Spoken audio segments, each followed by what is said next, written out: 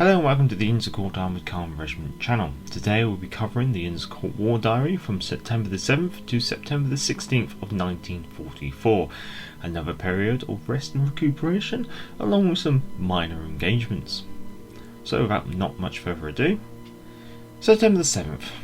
A Squadron was on standby for an advance into Holland, which was later cancelled. In the late morning, patrols were sent out along the Armoured Canal between Massenhoven and Herentals in response to a rumoured German counterattack.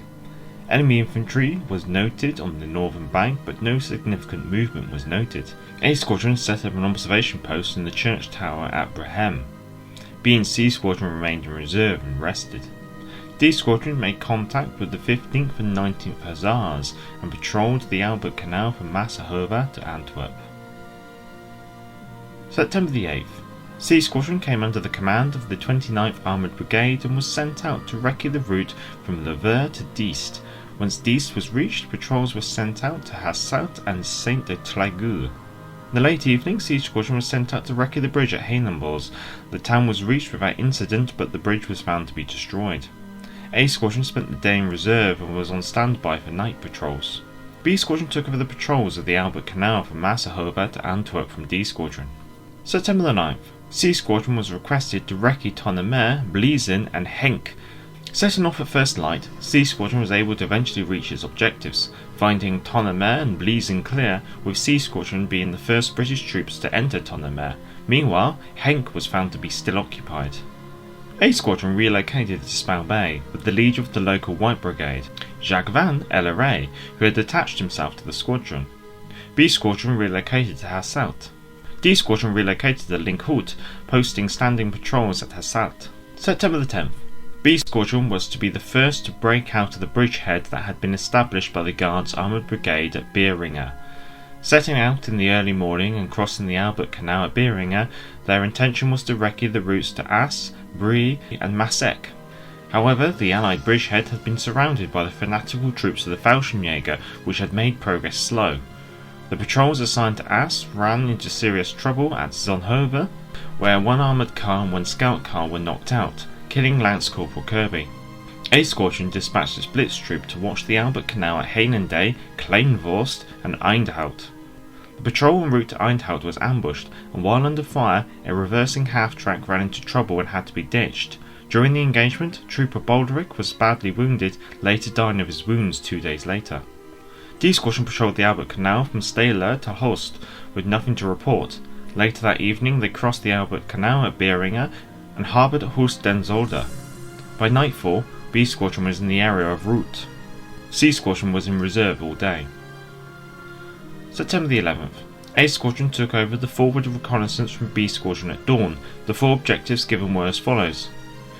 1. To recce due east from Hasselt to the River Meuse and thereafter Holland, circumstances permitting. 2. To recce northeast from Hotel to Brie and east to the River Meuse. 3. To recce north through Hector Lexol and into Holland in the area of Riet.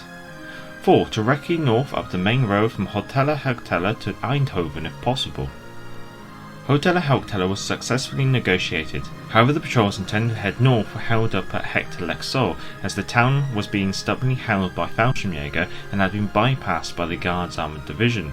The northern patrols returned to Hotel and joined the patrols on the routes northeast and east. One patrol headed due south where it was halted at Zonhoven by enemy presence. This patrol was eventually recalled and sent northeast onto Brie. Patrols heading northeast were held up at Pier until the town was cleared by midday, after which they pushed on through to inspect the bridges and tunnels across the canal at Neerpout, Saint-Hyacinthe, Caldila and Brie. The bridges at Neerpout, Saint-Hyacinthe and Caldila were found to have been destroyed and well covered by the enemy on the far bank. Patrols were left in observation to prevent any large-scale enemy infiltration. Furthermore, the bridges at Boholt, Brie and Opita were also found to have been destroyed. South of Brie, contact was made with the US 2nd Armoured Division. All of A Squadron's patrols were recalled for the night and harboured west of Pier. B Squadron had spent the day carrying out hourly patrols along the Armoured Canal between Tessenderlo and Westerlo. D Squadron remained in reserve at Hurst-de-Zolder. September the 12th. A Squadron went into reserve. B Squadron continued carrying out hourly patrols along the Albert Canal between Tessenderloh and Westerlo. C Squadron set up its headquarters at Pier and sent out standing patrols along the canal from near Pout to Brie. D Squadron remained in reserve at Herstezolder. September the 13th. A Squadron remained in reserve, while B Squadron carried out investigations into any reported enemy movements within the area, with all being proven to be false. C Squadron kept its headquarters at Pier and again sent out standing patrols along the canal from near Pout to Brie, while D Squadron remained in reserve at Herstezolder.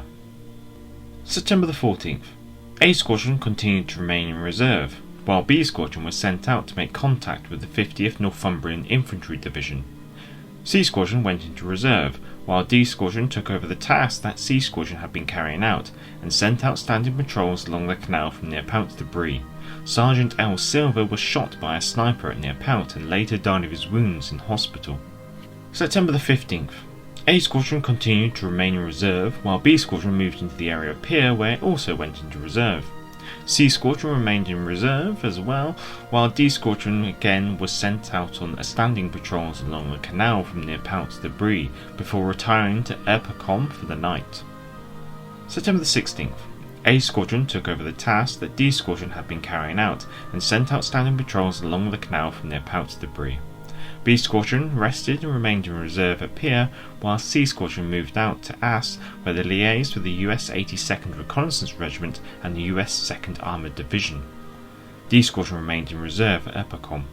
Losses over these days was limited to only 3 killed, while vehicle losses was 1 Dingo scout car and 1 Daimler armoured car knocked out, while 1 half-track had to be ditched and abandoned.